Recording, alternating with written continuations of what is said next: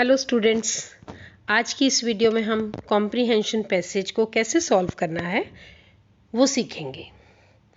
Comprehension passage को solve करने का एक बहुत ही इजी तरीका है। पहले उसके क्वेश्चन आंसर हम रीड करेंगे और उसके बाद हम पैसेज को पढ़ेंगे। पहले हम देखते हैं question answers.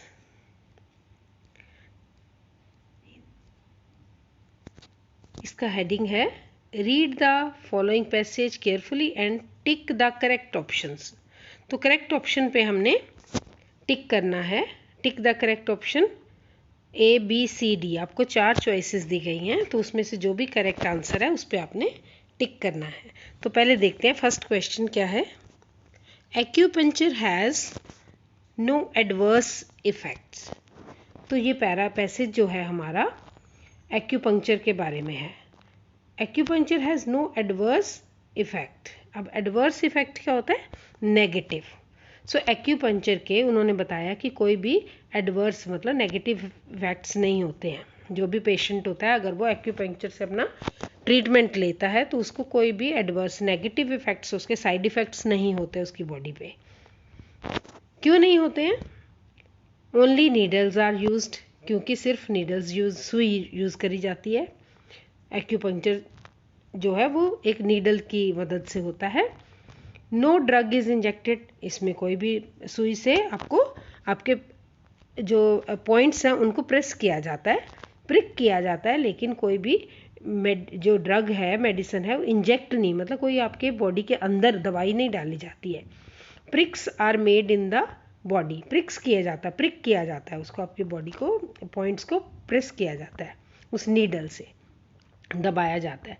The body is not touched at all. अब ये भी पॉइंट लिखा है। तो इनमें चारों में से कौन सा आपका हमारा ABCD पॉइंट जो है ऑप्शन है हमारा करेक्ट है। तो अभी इसको हम पढ़ते हैं।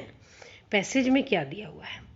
पैसेज में दिया है in acupuncture no drug is injected into the body, so it has no adverse effect. Adverse effect जो हमारा है कीवर्ड है। एडवर्स इफेक्ट देखा ना हमने। एडवर्स इफेक्ट क्यों नहीं है? क्यों एडवर्स इफेक्ट नहीं है? Because no drug is injected into the body. तो ये हमारा पता चल गया। आंसर क्या है? No drug is injected. तो ये वाला हमारा आंसर जो है करेक्ट है। So easy. नेक्स्ट क्वेश्चन पढ़ते हैं। Laser beams are acceptable to those patients who are. अब लेजर बीम तो एक हमारा जो है जो पॉइंट है, कीवर्ड है लेजर बीम। दूसरा हमें फाइंड करना है पेशेंट्स। कौन से patients? Laser beams are acceptable to those patients who are scared of needles. जिनको सुई से डर लगता है, लेजर बीम उनको दी जाती है जिनको सुई से डर लगता है, या जो चाइल्डिश होते हैं, बहुत ही बच्चों की तरह होते हैं। Can not bear any pain. उनको किसी तरह का पेन नहीं मतलब बर्दाश्त होता। बियर मतलब बर्दाश्त। Do not need needle. जिनको सुई की ज़रूरत नहीं होती है तो उनको लेज़र बीम दिया जाता है। अब इसमें से देखते हैं। तो ये हमें पहले तो देखना है लेज़र बीम, फाइंड करना है वर्ड। उसके बाद कौन से पेशेंट्स को लेज़र बीम दिया जाता है, लेज़र बीम से ट्रीटमेंट दिया जाता है। एक काइंड ऑफ दूरबीन की मदद से ट्रीटमेंट दिया जाता है। तो देखते हैं, आइए पढ़ते हैं। पहले तो हमें फाइंड अप करना है लेज़र बीम। तो द स्टिमुलेशन ऑफ एक्यूपंक्चर, ये तो एक्यूपंक्चर के बारे में ही है। तो stimulation of acupuncture points was done so far by very thin sharp silver needles। Needle से किया जाता है। तो जो ये तो एक्यूपंक्चर का है। Prick is almost painless. तो जो प्रिक है वो ऑलमोस्ट जो है पेनलेस होती है। तो पेशेंट्स अभी आगे है।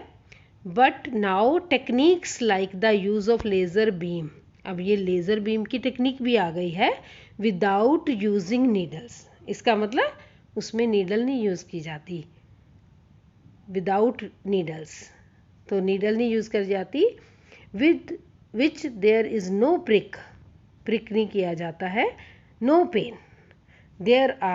These are readily acceptable for children and those patients who are scared of needles। आगे ना those patients तो ये हमारा आंसर है स्केयर्ड ऑफ। स्केयर्ड मतलब जिनको सुई से डर लगता है, तो ये उनके लिए है। Laser beams are acceptable. Acceptable मतलब उन्हीं के लिए हमने एक्सेप्टेबल होता है जो स्केयर्ड ऑफ नीडल्स। तो ये हमारा आंसर हो गया। नेक्स्ट आगे पढ़ते हैं। थर्ड है acupuncture treatment continues for some time. Acupuncture जो ट्रीटमेंट है उसको एक बार दे के नहीं ख़त्म किया जाता, उसको कुछ समय के लिए लगातार कंटिन्यू रखा जाता है। कंटिन्यू लिखा है ना, लगातार उसको करना पड़ता है, बार बार कुछ सेटिंग्स लेनी पड़ती हैं। सो दैट, अब इसके क्यों, the patient does not need any medicine, क्योंकि पेशेंट को फिर उसके लिए दवाई नहीं ज़रूरी होती। पेशेंट गेट्स यूज टू, ताकि पेशेंट यूज टू हो जाए, आदत पड़ जाए उसको। देयर इज़ नो चांस, ताकि दोबारा से ना हो जाए। The patient is cured for ever, the patient जो है हमेशा के लिए ठीक क्योर्ड हो जाए। तो देखते हैं क्या है। अब हमें क्या फाइंड करना है, हमारा कीवर्ड क्या है, हमारा कीवर्ड है acupuncture treatment continues for some time. कुछ समय तक लगातार उनको क्यों ट्रीटमेंट लेना पड़ता है, क्यों लेना चाहिए। So for every patient there is a separate set of needles which is sterilised after every use. ये तो नीडल के लिए हो गया, एक्यूपंक्चर के लिए में एवरी टाइम जो पेशेंट है उसके लिए, हर नए पेशेंट के लिए हर नई सुई नीडल जो है इस्तेमाल की जाती है और उसको स्टरलाइज्ड होती है ताकि किसी भी तरह का मतलब कि कोई इन्फेक्शन ना हो। 1 कोर्स ऑफ 10 डेज, तो एक कोर्स जो है 10 डेज का होता है और there should not be any fear of infection, ताकि इन्फेक्शन ना हो जाए। इनिशियली 3 और 4 कोर्सेज ऑफ एक्यूपंक्चर, 3-4 कोर्सेज कहा ना उन्होंने, ट्रीटमेंट कंटिन्यू रहता है।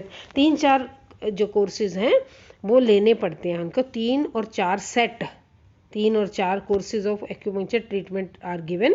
1 कोर्स जो है वो 10 डेज का होता है, तो इसका मतलब 30-40 डेज तक उनको लगातार ट्रीटमेंट लेना पड़ता है।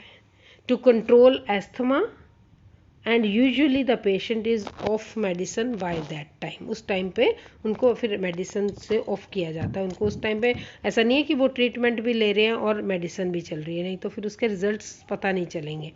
आफ्टर दिस 1 सिटिंग वीकली और फोर्टनाइटली, अब ये उन्होंने बताया कि कंटिन्यू चलता है कुछ टाइम के लिए, तो यहाँ है आफ्टर 1 सिटिंग, एक सिटिंग के बाद, हफ्ते के बाद, और फिर फोर्टनाइटली मतलब 2 हफ्तों के बाद, 15 दिन के बाद। Is continued for some time, अब कुछ टाइम, यही हमारा क्वेश्चन है।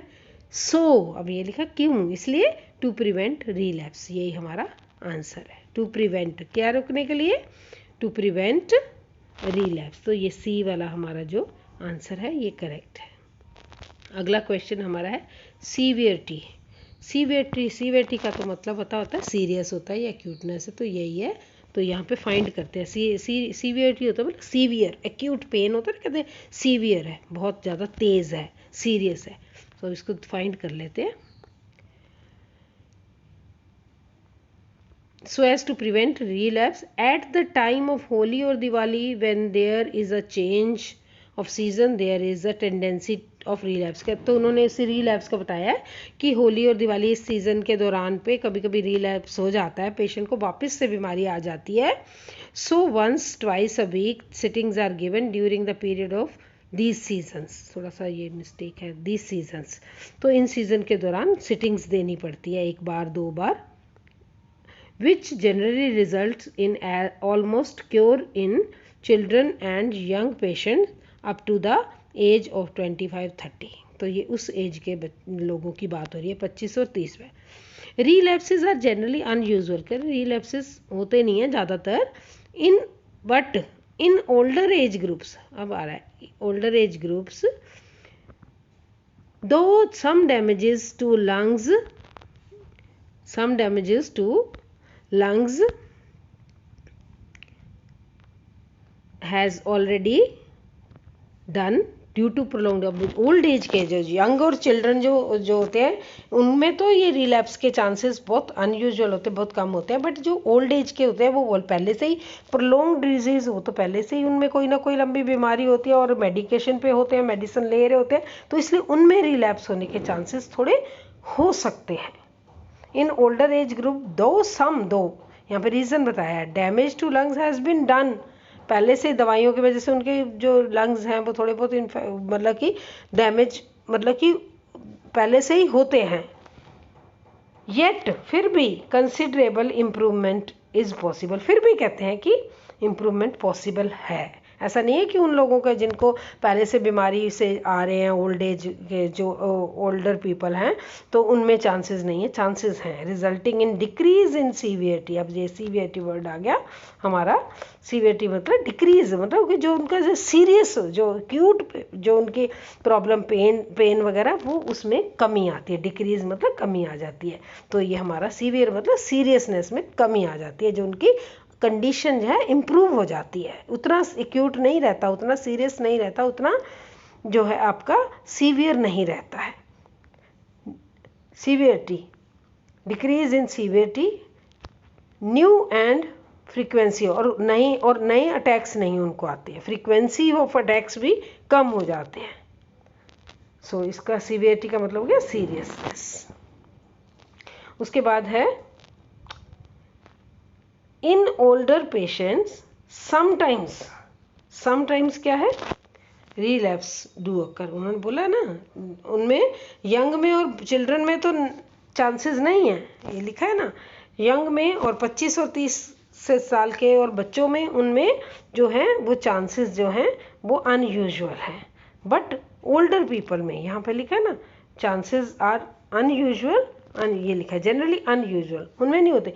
But in older people there may be, chances हो सकते हैं, लेकिन उतने एक्यूट नहीं होते हैं, और फ्रीक्वेंसी जो है वो भी अटैक्स की कम हो जाती है, और उनकी कंडीशन भी इम्प्रूव होती है। इसलिए बाकी के जो जैसे हैं, द लंग्स आर कंप्लीटली, यहाँ पे लिखा कंप्लीटली लिखा है यहाँ पे आंसर में, बट यहाँ पे लिखा है सम, दवाई की वजह से सम डैमेज, तो ये हमारा जो आंसर है वो मतलब कि हमारा इनवैलिड है, ये वाला नहीं, वैलिड नहीं है, तो ये वाला भी नहीं है। रिलैप्स डू अकर, हो सकता है, उसने कहा चांसेस हैं, और ट्रीटमेंट इज अनसक्सेसफुल तो लिखा ही नहीं, उन्होंने बोला कंडीशन उनकी सुधर जाती है, और डेथ का तो सवाल ही नहीं, क्योंकि उनको फ्रीक्वेंसी ऑफ अटैक्स भी कम हो जाते हैं, और आगे नई बीमारी के चांसेस भी कम होते हैं एक्यूपंक्चर का जो ट्रीटमेंट लेने से।